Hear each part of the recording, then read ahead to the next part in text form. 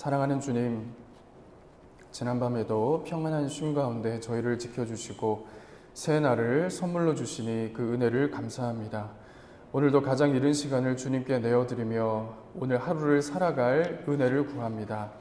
이 시간 거룩하신 성령께서 임재하여 주시고 우리에게 말씀하여 주시며 우리 기도에 귀를 기울여 주시옵소서.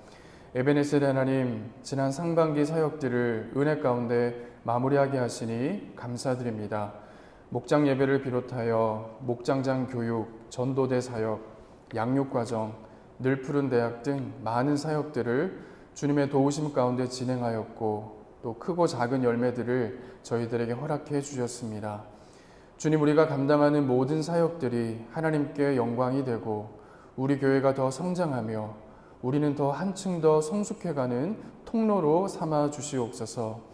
남아있는 미용봉사 사역과 중보기도 사역 등에도 충만한 은혜를 주시고 풍성한 열매를 허락하여 주시옵소서. 여호와라파 치료하시는 주님, 오늘도 크고 작은 질병을 앓으며 하나님께 회복의 은총을 구하는 성도님들이 많이 계십니다. 특별히 방광암 판정을 받으시고 오늘 항암 치료에 들어가는 집사님 계십니다. 4개월 동안 진행되는 기나긴 치료 과정 동안 그 통증과 괴로움을 잘 이겨내게 하시고 무엇보다 지치지 않도록 집사님의 마음을 붙들어 주시옵소서. 집에서 넘어지셔서 늑골 골절상을 입으신 집사님 계십니다. 회복시켜 주시고 이전보다 더 강건하게 신앙생활을 할 수 있도록 도와주시옵소서. 인공 심장 박동기를 장착하시고 회복의 시간을 보내고 계신 권사님 계십니다. 우리의 호흡이 주님께로부터 왔사오니 권사님의 심장을 튼튼하게 지켜주시고 보호하여 주시옵소서. 백내장 수술 이후에 계속적으로 치료가 필요한 권사님 계십니다. 육신의 눈을 치료하여 주시고 영안도 열리는 축복의 역사가 있게 하여 주시옵소서. 그 외 노안으로 거동이 불편하여 가정에서 예배를 드리는 권사님 계십니다. 크고 작은 수술 후에 병실에서 회복의 시간을 보내고 계신 권사님 있습니다. 때때로 올라오는 하나님을 향한 섭섭함과 서운한 마음을 주님께서 헤아려 주시고 속히 이곳에서 함께 성도들과 예배할 수 있도록 치료의 광선을 발하여 주시옵소서. 하나님께서 우리의 목자가 되시오나 때때로 저희가 사망의 음침한 골짜기로 지나갈 때가 있음을 알고 있습니다. 그러할지라도 주의 지팡이와 막대기가 나를 보호하고 계심을 신뢰하게 하시고 그 어둡고 고통스러운 시간이 오히려 내 목자 되신 하나님을 더욱 붙드는 은혜의 시간으로 삼게 하여 주시옵소서. 오늘도 주님께 예물을 드리는 손길이 있습니다. 감사의 예물, 일천번째 예물을 주님께 올려드리니 저들의 간구와 소원을 들으시고 친히 응답하여 주시옵소서. 이 시간 선포되는 말씀을 통해 오늘을 살아갈 영의 양식을 허락하여 주시고 각자에게 필요한 하나님의 음성을 듣게 하여 주시옵소서. 이 모든 말씀 새벽에 우리를 도우시는 예수님의 귀하신 이름으로 기도드립니다. 아멘. 이 새벽에 주신 말씀은 사사기 19장의 말씀입니다. 16장에서 마지막 사사인 이제 삼손의 이야기가 끝이 나고 17장부터는 사사시대의 풍경을 단적으로 보여주는 이야기 두 편이 부록처럼 이어집니다. 17장과 18장에서는 사사시대의 종교적인 타락상을 보여주고 있고요. 오늘 19장부터 마지막 21장까지는 이 사사시대가 얼마나 윤리 도덕적으로 붕괴된 시절이었는지를 잘 보여주는 이야기입니다. 오늘 본문의 대강의 줄거리는 이렇습니다. 에브라임 땅에 거하는 한 레위인이 있었습니다. 이 사람에게는 첩이 있었습니다. 이 당시에 첩은 보통 두 번째 부인을 의미한다고 합니다. 첫 번째 부인과 사별을 한 건지 아니면 이혼을 한 건지 아니면 첫 번째 부인이 자식을 낳지 못해서인지 그 정확한 이유는 우리가 알 수 없습니다. 어떤 주석을 보면 이 레위인이 순전히 성적인 욕구를 풀고자 하는 목적으로 첩을 얻었을 것이다, 이렇게 추측을 하기도 합니다. 한 가지 확실한 것은 이 첩은 정식 아내보다 낮은 지위를 가졌다는 사실입니다. 편의상 두 번째 부인이라고 하겠습니다. 자, 이 부인이 어떤 일 때문인지 친정으로 가게 돼요. 근데 넉 달이 지난 후에 이 레위인 남편이 처갓댁에 가서 그 부인을 설득합니다. 다시 집으로 돌아가자고 설득을 해요. 그렇게 그 부인을 설득하고 이제 집으로 오는 길에 날이 저물게 됩니다. 그때 이제 베냐민 지파에 속한 기브아라는 지역을 이제 가게 되는데 한 노인의 호의를 입어서 그 집에서 하룻밤을 머물게 됩니다. 근데 그날 밤에 그 지역의 불량배들이 그 집을 에워쌉니다. 그러면서 그 레위인 남자를 내놓으라고 윽박지릅니다. 자, 22절 말씀 끝에 보니까 우리가 그와 관계하리라 이렇게 말합니다. 자, 이 말은 동성애적인 행위를 가리킵니다. 근데 버티고 버티다가 할 수 없이 이 레위인이 어떻게 합니까? 자기 부인을 이 불량배들에게 내어줍니다. 그 여인은 밤새 능욕을 당합니다. 그리고 다음날 아침 이 부인이 죽은 채로 발견돼요. 이 레위인 남자는 그 죽은 부인의 시신을 12토막을 내어서 이스라엘 12지파에게 보냅니다. 충격을 받은 이 이스라엘 백성들이 미스바로 모여서 총회를 열게 돼요. 그래서 난상 토론 끝에 그 죄를 벌하기로 결정하고 베냐민 지파에게 그 기브아 땅의 범죄자들을 소환하라고 통보합니다. 그런데 베냐민 지파가 거절합니다. 자기 지파 사람들이라고 비호하는 거죠. 편을 들어서 보호하는 겁니다. 그래서 화가 난 나머지 11개 지파가 연합군을 결성하게 되고 이 베냐민 지파와 전쟁을 선포합니다. 그렇게 이스라엘 지파들끼리 하나님 백성들끼리 내전이 벌어지는 이 끔찍한 참상이 벌어지게 돼요. 그래서 이 전쟁의 여파로 베냐민 지파는 거의 종종 말살에 가까운 학살을 당하게 됩니다. 그렇게 전쟁이 끝이 나고 이제 사사기가 끝이 나게 됩니다. 자, 오늘 본문이 우리에게 주는 경고 세 가지를 짧게 한번 살펴보도록 하겠습니다. 오늘 본문이 우리에게 주는 첫 번째 경고는 우리가 진실한 하나님 백성으로 부름받았지만 실제로는 명목상의 신자로만 머물게 될 위험이 항상 우리에게 도사리고 있다는 사실을 보여줍니다. 오늘 본문의 주인공이 레위인 남자입니다. 자, 이 사람이 첩을 두었다고 했습니다. 창세기 2장을 보면 결혼은 한 남자와 한 여자 사이에서 이루어지는 것이라고 하나님께서 분명히 말씀하고 계십니다. 하지만 그 이후 시대의 많은 하나님 백성들이 이 창조 질서에 제대로 순종하지 못해요. 그래서 그 시대의 일반 세상 사람들처럼 여러 아내와 여러 첩들을 두고 살았습니다. 아브라함이 그랬고요. 야곱이 그랬고 다윗이 그랬어요. 우리가 성경의 여러 인물의 이야기에서 알 수 있는 것처럼 이 일부 다처제는 많은 사람들에게 상심과 고통을 가져왔어요. 이 레위인들은 어떤 사람들입니까? 성소에서 제사장들을 돕고 백성들에게 율법을 가르치는 사람들이요. 누구보다 자기 직분에 대한 소명의식이 투철해야 되는 사람들입니다. 그런 레위인이 당시 가나안 문화에 휩쓸려서 첩을 두었다는 겁니다. 문제는 이 레위인 이 한 사람만이 아닙니다. 기브아 사람 전체가 이 가나안의 타락한 문화에 물들어 있었다는 사실이요. 고대 중동 지방의 가장 큰 특징 중에 하나는 손님이 왔을 때 잘 환대하는 문화가 있습니다. 그 사람이 지인이든 혹은 낯선 나그네든 상관없이 내 집을 방문하면 일단 집 안으로 모시는 문화가 있습니다. 그리고는 발 씻을 물을 내어주고 식사를 대접해요. 이것이 고대 중동 지역의 유구한 전통이에요. 그런데 기브아 사람들을 보십시오. 레위인이 그 동네에 도착했을 때 그 노인 말고는 아무도 그에게 말을 걸거나 환영해 주는 사람이 없었어요. 심지어 그 밤에 이 기브아 사람들이 떼거지로 몰려와서 그 레위인을 내놓으라고 협박을 합니다.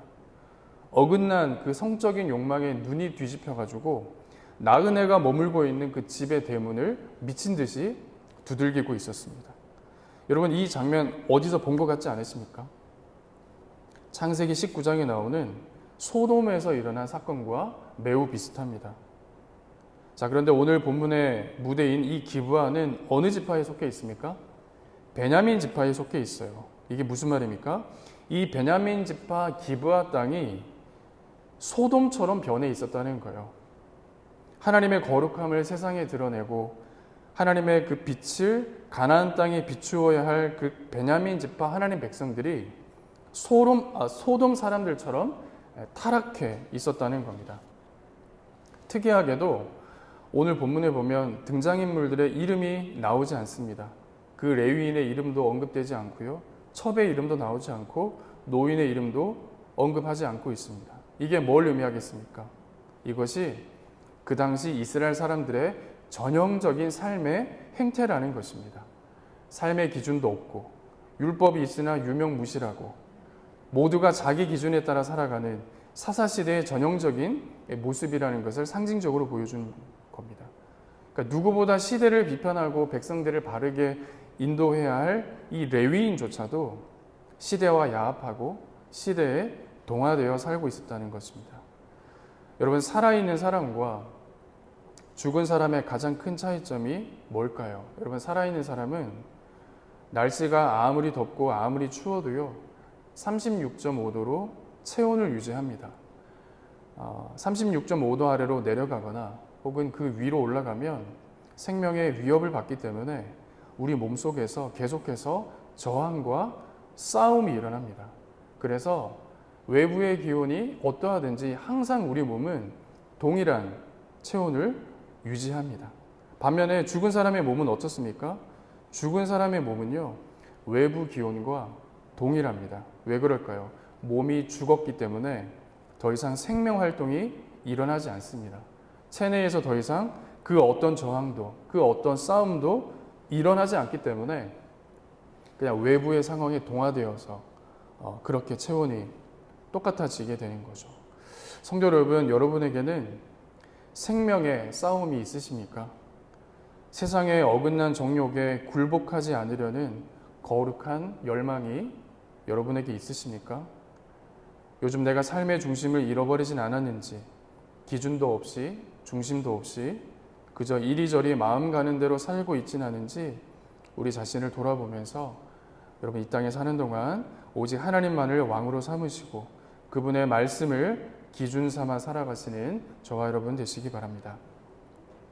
오늘 본문이 우리에게 주는 두 번째 경고는 우리의 진짜 모습은 결국 삶으로 드러나게 되어 있다는 사실을 보여줍니다. 자, 오늘 본문의 이 레위인은 첩이 있었습니다. 두 번째 부인이라고 하겠습니다. 자, 이 부인이 집을 나가요. 2절 말씀을 보면 이 여인이 행음을 했다고 기록을 합니다. 행음이라고 하니까 이 여자가 다른 남자를 만나고 바람을 피웠구나. 우리가 이렇게 생각하게 되죠. 그런데 새 번역 성경을 보면 이렇게 번역이 되어 있습니다. 무슨 일로 화가 난 그 여자는 그 남편을 떠나 친정으로 갔다. 이렇게 번역이 되어 있어요. 그리고 가장 대중적으로 읽히는 영어 성경 중에 굿뉴스 바이블이라는 성경이 있는데 그 성경을 보면 이렇게 번역이 되어 있습니다. 그녀가 그 남편에게 화가 나서 친정으로 갔다. 이렇게 번역이 되어 있습니다. 그러면 지금 우리 개역 개정판 성경은 왜 행음이라고 번역을 했느냐? 이 여인이 실제 바람이 났다기보다는 그 당시는 전형적인 가부장적인 사회였기 때문에 남편과 갈라진 그 행위 자체를 음란한 것이다 라고 표현한 것이 아닌가 그렇게 해석이 돼요.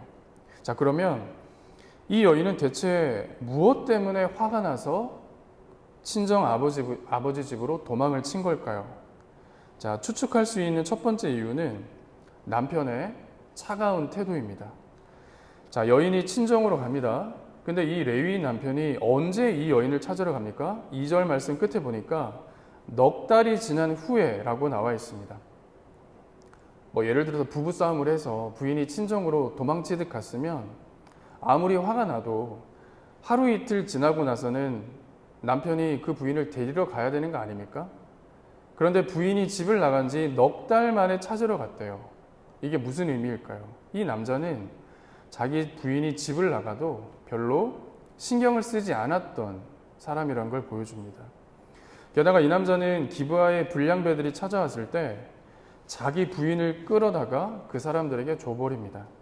자기 아내를 보호하려고 싸우기는커녕 자기 살려고 자기 아내를 버린 거예요. 이 여인은 그날 밤 지옥 같은 시간을 보냈을 겁니다. 오늘 본문 25절을 보면 이 여인이 밤새 능욕을 당했다 이렇게 되어 있는데 세번역 성경을 보면 윤간이라고 번역이 되어 있습니다. 윤간. 여러분 윤간이 뭡니까?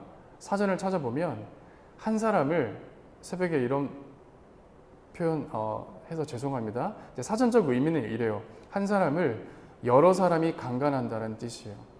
이 여인이 밤새도록 그 일을 당했다는 겁니다. 너무너무 충격적인 것은 아내를 자기 부인을 불량배들에게 내어주고도 이 남자는 어떻게 합니까? 그날 밤 태연하게 잠을 자요.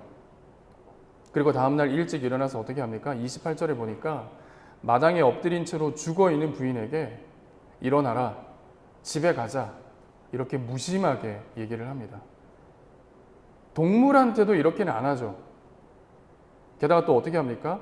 슬피 울면서 장사를 지내도 모자랄 판인데 죽은 아내를 칼로 토막을 내서 이스라엘 지파들에게 지금으로 말하면 택배로 배송을 해요. 이스라엘 전역에 이 기브아 사람들의 만행을 고발하는 거죠. 자기가 죽게 내버려 놓고는 딴에는 자기 부인이 죽은 게 속이 상했나 봐요. 자, 이 레위인 남자, 우리가 20장 그 뒷부분 읽지 않았지만 미스바 하나님 백성들 총회에 나가서 자초지종을 이야기합니다. 그런데 이 사건의 전모를 설명하면서 자신의 잘못은 쏙 감추고 기브아 사람들의 악행만 편집해서 보고해요. 그러니까 자기 유리한 대로 보고한 거죠. 여러분 이 남자를 보십시오. 이해할 수 없을 만큼 냉담하고 잔인하고 비인간적입니다. 애정이라고는 눈꽃만큼도 없는 남자예요. 이런 내용들을 쭉 보면 이 여인이 왜 자기 남편에게 화가 났는지, 왜 친정으로 도망쳤는지 조금은 이해할 수 있을 것 같아요. 이 레위인 남자만이 아닙니다. 이 남자를 집으로 초대한 그 기브아 노인도 마찬가지예요. 손님을 극진히 환대한 것은 칭찬받아 마땅한 일이에요. 그런데 불량배들이 찾아왔을 때 이 노인이 뭐라고 말합니까? 24절 말씀 보니까 여기 온 이 남자는 내 손님이니 제발 망령되게 행하지 말고 대신 내 딸과 이 남자의 첩을 데려가서 너희들 좋을 대로 하라고 이렇게 얘기합니다. 대체 이 말을 어떻게 받아들여야 될지 너무너무 황당하죠. 자기 딸을 불량배들에게 내어주는 것도 이해가 안 되는데 심지어 남의 부인까지 자기 마음대로 불량배들에게 내어주려고 하는 거죠. 여기서 우리가 알 수 있는 게 하나가 있습니다. 이 레위인 남자와 이 기브아 땅의 노인은 여자를 물건처럼 생각하고 소유물처럼 대하고 있다는 사실입니다. 그런데 이것은 당시 가나안 사람들이 여인을 대하던 방식이에요. 가나안 문화에 물들었던 거죠. 하지만 여러분 성경의 가르침은 뭡니까? 남녀 모두가 하나님의 형상으로 창조되었고 남녀 모두가 동등하게 소중한 존재로 지음받았다는 것이 성경의 가르침이고 하나님의 창조 질서입니다. 하지만 당시 이스라엘 백성들은 그 창조 원리를 거부하고 가나안 땅의 관습에 푹 젖어서 살고 있었다는 겁니다. 이 기브아 땅의 노인은 차치하고서라도 이 레위인을 보십시오. 겉으로는 깨끗한 사람이에요. 혈통으로는 성전 업무를 담당하는 구별된 사람입니다. 그런데 자기 아내를 대하는 모습을 보면 말과 행동에 따뜻함이라고는 전혀 느껴지지 않습니다. 자기 아내를 동물보다 못한 취급하고 있고요. 무관심하고 냉담하고 잔인하고 인간에 대한 애정이 1도 느껴지지 않아요. 이런 자가 백성들에게 율법을 가르치고 성소에서 제사 업무를 담당하고 있으니 이 사사시대가 얼마나 어둡고 암울한 시대였는지를 잘 보여주고 있습니다. 여러분은 여러분 배우자를 어떻게 대하고 계십니까? 여러분 자녀를 어떻게 대하고 계십니까? 여러분은 지인들과 친구들을 어떻게 대하십니까? 겉사람은 그리스도인인데 속사람은 냉담하고 무정하고 잔인하진 않으십니까? 교회에서는 높은 직분을 가졌는데 가정에서는 하나님 안 믿는 사람처럼 말하고 행동하고 계시진 않으십니까?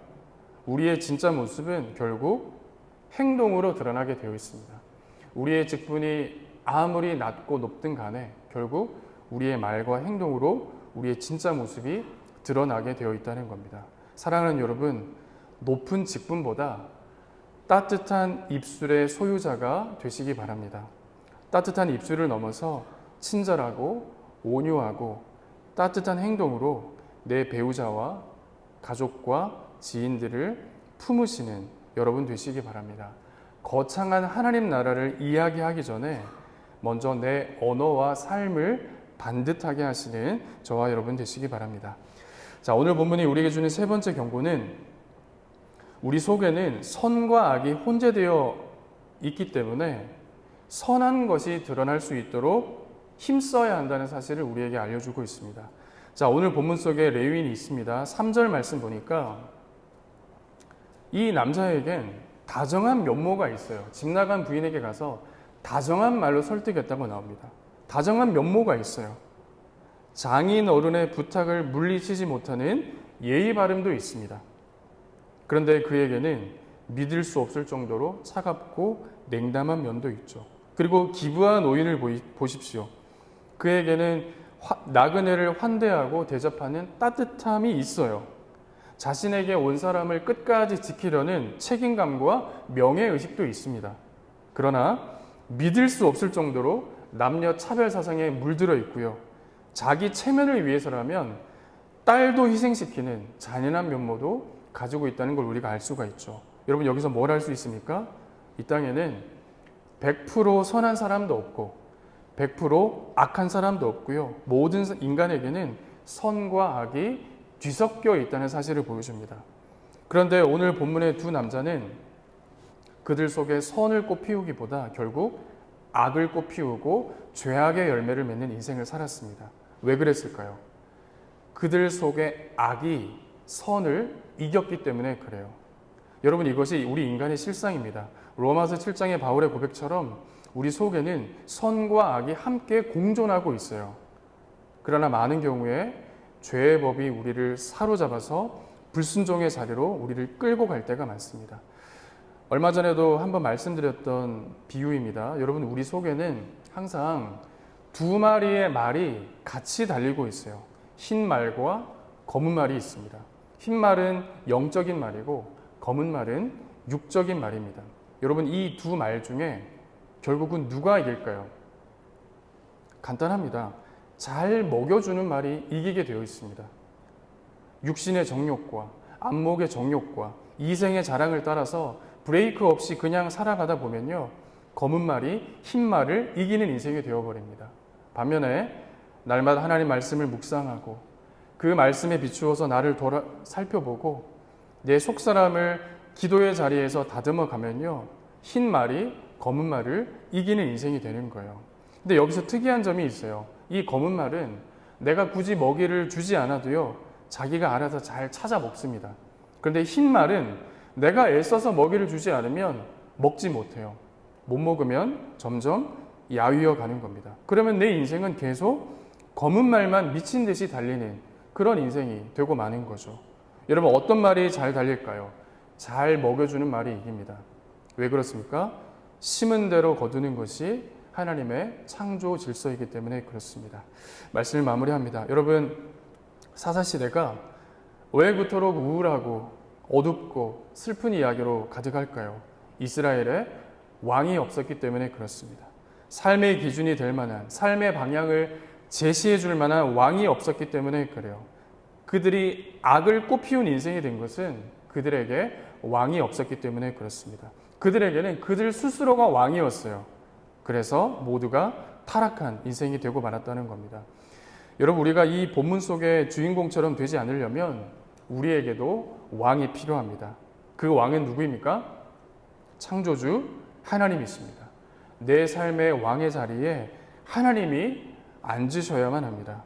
여러분의 인생의 운전대에서 손을 떼시기 바랍니다. 십자가에 못 박히신 그 손이 여러분 인생의 운전대를 잡게 하십시오. 그때야 비로소 내 삶의 우선순위가 바로 잡히게 되고요. 그렇게 되면 자연스럽게 내 삶의 질서가 잡히게 된다는 사실입니다. 여러분, 이 말씀 기억하면서 모두가 각자 자기 소견에 옳은 대로 행하는 이 현대판 사사 시대에 하나님을 왕으로 삼고 예수님을 주인으로 섬기시는 저와 여러분 되시기를 주님의 이름으로 축복합니다. 기도하겠습니다. 우리 주님 가르쳐 주신 기도로 예배를 마치겠습니다. 하늘에 계신 우리 아버지, 아버지의 이름을 거룩하게 하시며 아버지의 나라가 오게 하시며 아버지의 뜻이 하늘에서와 같이 땅에서도 이루어지게 하소서. 오늘 우리에게 일용할 양식을 주시고 우리가 우리에게 잘못한 사람을 용서하여 준 것 같이 우리 죄를 용서하여 주시고 우리를 시험에 빠지지 않게 하시고 악에서 구하소서. 나라와 권능과 영광이 영원히 아버지의 것입니다. 아멘.